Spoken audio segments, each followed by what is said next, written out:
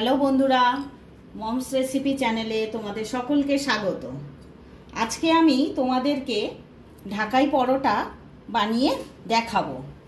তা ঢাকাই পরোটা তৈরি করার জন্য প্রথমে আমি ময়দা নিয়ে নিয়েছি। এখানে অল্প একটু নুন দিয়ে দেব, অল্প চিনি দিয়ে দেব, আর 1 চিমটি বেকিং সোডা দিয়ে দিলাম। আর বেশি করে একটু তেল দিয়ে দিতে হবে, ময়মটা একটু ভালো মতন দিতে হবে। এইবারে এগুলো সব ভালো করে মিশিয়ে নেব ময়দার সঙ্গে। ময়মটা দিয়ে ভালো করে মেখে নিয়েছি। ঠিক যখন ময়দাটা এইরকম হাতে চেপে দেখবে এরকম ডেলা পাকিয়ে গেছে, তখন বুঝবে খুব ভালো করে ময়মটা মাখা হয়ে গেছে। এইবারে এখানে অল্প অল্প করে জল দিয়ে একটা ডো তৈরি করে নিতে হবে।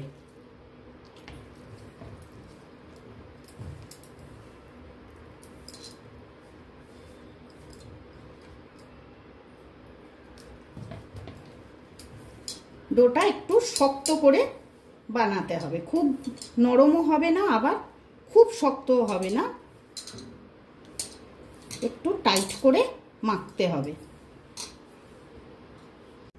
ময়দাটা মাখা হয়ে গেছে, এই রকম একটু শক্ত শক্ত মাখতে হবে। এখন আমি আধ ঘন্টার জন্য মাখাটা ঢেকে রাখবো। এদিকে আমি একটা বাটিতে কিছুটা কর্নফ্লাওয়ার নিয়ে নিয়েছি, তোমরা এখানে ময়দাও নিতে পারো। তার মধ্যে তেল দিয়ে দেব।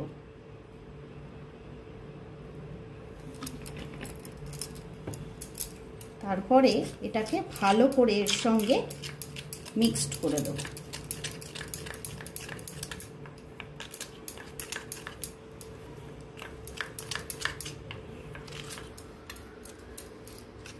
ঠিক এই রকম থিকনেসটা হবে, এরকম করে মিক্সড করে নিতে হবে। ঘন্টা বাদে ঢাকাটা তুলে এটার থেকে বড় করে একটু লেচি কেটে নেব। লেচিটাকে এবারে বেলে নেব।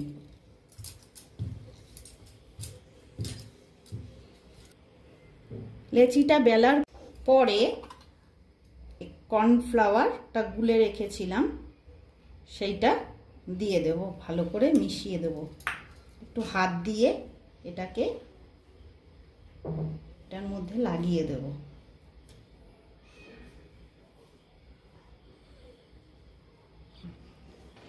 এরপর এরম ভাবে কেটে নেব।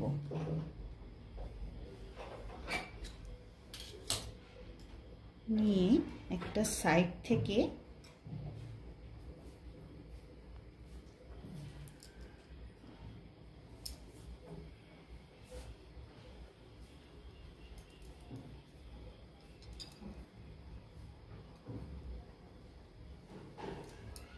এটাকে ঠিক এইভাবে নেব। এরপরে এখানে এই যে ফাঁকটা আছে এর মধ্যে এটাকে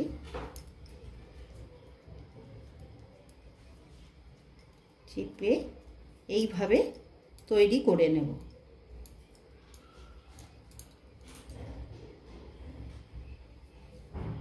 আর এখান থেকে মাথাটা একটু কেটে বাদ দিয়ে দেব।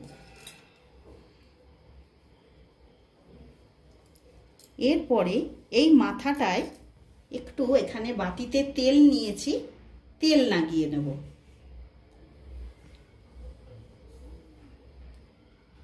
তারপর হাত দিয়ে প্রেস করব।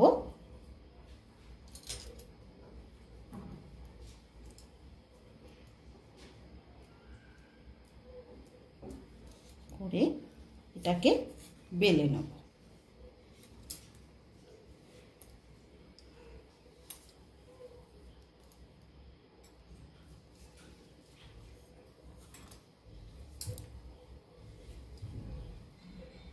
দেখো মাঝখানটা একটা লেয়ার মতন হয়ে যাচ্ছে।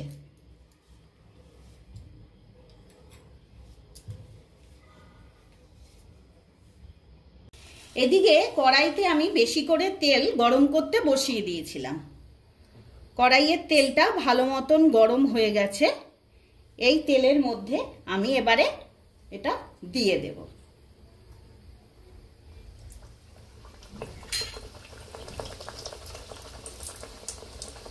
দিয়ে তেলটা একটু এরকম এরকম করে দিতে হবে, আর ফ্লেমটা একটু মিডিয়ামে রাখতে হবে যাতে আস্তে আস্তে ভেতরটা ভাজা হয়।